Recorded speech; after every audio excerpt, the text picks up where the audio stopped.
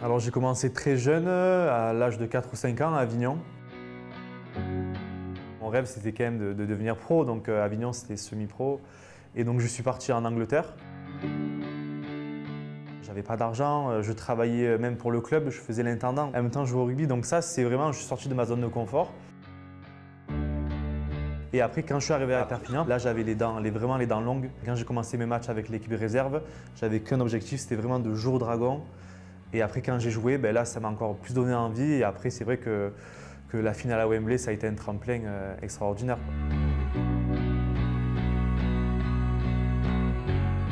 Michael, c'est très cérébral. Il ne va pas parler pour rien dire. Il a besoin de partager, besoin d'avoir cette écoute pour comprendre les choses. Sur le terrain, il reste un joueur intelligent, mais quand il faut être très dur, offensivement ou défensivement, il est capable de le faire.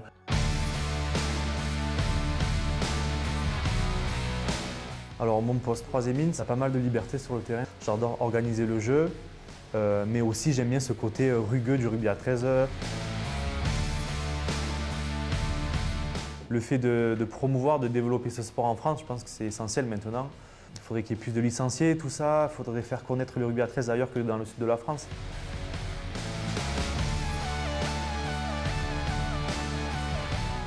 C'est parfait d'avoir une Coupe du Monde de rugby à 13 en France.